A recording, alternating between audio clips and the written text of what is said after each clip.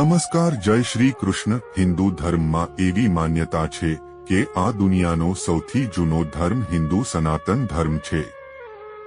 તેના અનુસાર માનવામાં આવે છે કે બ્રહ્માનું કર્મ છે કે સૃષ્ટિની રચના કરવી, ભગવાન વિષ્ણુનું કર્મ છે તેનું સંચાલન કરવું અને ભગવાન શિવનું કર્મ છે વિનાશ કરવો। સામાન્ય રીતે તો હિન્દુ ધર્મમાં દરેક ધાર્મિક ગ્રંથોની પોતાની એક વિશેષ મહત્વતા છે, પરંતુ વાત જ્યારે ગરુડ પુરાણની કરવામાં આવે તો તેની મહત્વતા વધી જાય છે। હકીકતમાં ગરુડ પુરાણ હિન્દુ ધર્મના પ્રસિદ્ધ ધાર્મિક ગ્રંથોમાંથી એક છે। વૈષ્ણવ સંપ્રદાય સાથે સંબંધિત ગરુડ પુરાણ સનાતન ધર્મમાં મૃત્યુ બાદ સદગતિ પ્રદાન કરનાર માનવામાં આવે છે। એટલા માટે સનાતન હિન્દુ ધર્મમાં મૃત્યુ બાદ ગરુડ પુરાણ સાંભળવાનું પ્રાવધાન છે। કહેવામાં આવે છે કે દરેક મનુષ્યને પોતાના કર્મોનું ફળ જરૂરથી મળે છે, પછી તે પાપ કર્મ હોય કે પુણ્ય કર્મ હોય। સારા કર્મ કરવા પર પુણ્ય મળે છે તો એવી જ રીતે ખરાબ કર્મ કરનાર વ્યક્તિને નર્ક ભોગવવું પડે છે। આ સંબંધમાં ગરુડ પુરાણમાં વિસ્તારપૂર્વક જણાવવામાં આવેલ છે। તેમાં એવું પણ જણાવવામાં આવેલ છે કે ખરાબ કર્મ કરવા પર વ્યક્તિને મૃત્યુ બાદ કઈ સજા આપવામાં આવે છે અને ક્યું નરક ભોગવવું પડે છે। જે લોકો બીજાના પૈસા લૂંટે છે અથવા તો બીજાનું ધન છીનવી લેતા હોય છે તેને મહાપાપી માનવામાં આવે છે। માન્યતા છે કે આવા લોકોના મૃત્યુ બાદ યમદૂત દોરડાથી બાંધીને તેમને નરકમાં લઈ જાય છે અને એટલું મારે છે કે તેઓ બેભાન થઈ જાય છે, અને જ્યારે તેઓ ભાનમાં આવે છે તો ફરીથી તેમને મારવામાં આવે છે। જે લોકો વડીલોનું અપમાન કરે છે તેઓ ક્યારેય પણ સુખી રહી શકતા નથી।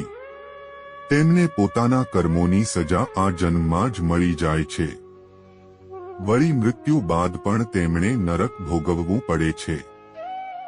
ગરુડ પુરાણમાં જણાવવામાં આવેલ છે કે જે લોકો વડીલોનું અપમાન કરે છે, તેમને નીચા બતાવે છે અથવા તો તેમને પરેશાન કરે છે તો આવા પાપીઓને નરકની આગમાં નાખી દેવામાં આવે છે, અને આવું ત્યાં સુધી કરવામાં આવે છે જ્યાં સુધી તેમની ચામડી શરીરથી અલગ ન થઈ જાય। એવા લોકો જે પોતાના સ્વાર્થ માટે નિર્દોષ જીવની હત્યા કરે છે તેમણે પણ નરક ભોગવવું પડે છે। ગરુડ પુરાણમાં જણાવવામાં આવેલ છે કે જે લોકો પોતાની ઈચ્છાપૂર્તિ માટે નિર્દોષ જીવોને મારીને ખાય છે તેમને નરકમાં કઠોર દંડ આપવામાં આવે છે। આવા પાપીઓને મોટી કડાઈમાં ગરમ તેલ નાખીને તળવામાં આવે છે।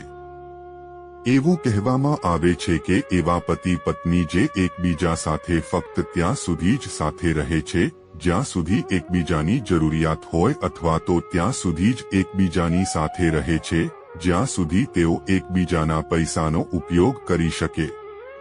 આવા પતિ અને પત્નીને મૃત્યુ બાદ નરક ભોગવવું પડે છે। ગરુડ પુરાણ અનુસાર આવા લોકોને નરકમાં લોખંડના ગરમ સળિયાથી મારવામાં આવે છે। વળી જે પુરુષો પોતાની પત્નીનું અપમાન કરે છે, તેમને અપશબ્દો કહે છે તથા તેની સાથે મારપીટ કરે છે તો આવા પુરુષોએ તે પાપ કર્મોનું પરિણામ ફક્ત આ જન્મમાં ભોગવવું પડતું નથી, પરંતુ આવતા અનેક જન્મો સુધી તેઓ આ પાપનું દુષ્પરિણામ ભોગવે છે। કોઈ મહિલાની હત્યા કરવી, મહિલાને પરેશાન કરવી, મુખદર્શક બનીને આંખોની સામે કોઈની ઇજ્જત લૂંટાતા જોઈ રહેવું, અથવા તો કોઈ ગર્ભવતી મહિલાની સાથે પતિ મારપીટ કરે છે તો આવા કર્મ તેને અનેક જન્મ સુધી નરકમાં મોકલવા માટે પર્યાપ્ત હોય છે।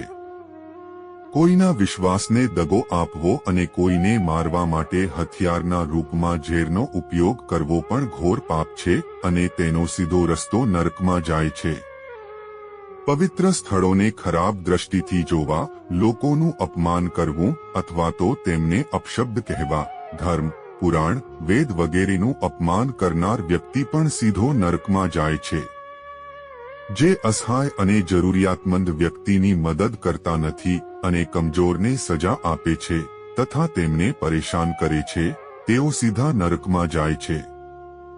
કોઈ જરૂરિયાતમંદ વ્યક્તિને જાણી જોઈને ભોજન અને પાણી ન આપવું અને પોતાના દરવાજા ઉપર આવેલા મહેમાનને ભોજન અને પાણી વગર પરત મોકલી દેવા પણ ખૂબ જ મોટું પાપ માનવામાં આવેલ છે. જે વ્યક્તિ કોઈની મદદ કરવાને બદલે તેની પાસેથી છીનવી લે છે, જે પોતાની ભલાઈ માટે બીજાની આજીવિકા છીનવી લે છે અથવા તો કોઈ ધાર્મિક નિર્ણયને અયોગ્ય ઠેરવે છે, તે મૃત્યુ બાદ સીધો નરક તરફ જાય છે. જે શરાબ અને માંસના વેચાણમાં સામેલ છે અથવા તો જે મહિલા અથવા પુરુષ પોતાના જીવનસાથી સિવાય અન્ય કોઈ વ્યક્તિ સાથે રહે છે, તેને ગરુડ પુરાણ અનુસાર નરકની પ્રાપ્તિ થાય છે.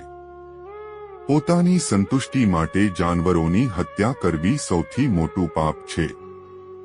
આવું પાપ કરનાર વ્યક્તિ પણ સીધો નરકમાં જાય છે. ધન્યવાદ મિત્રો.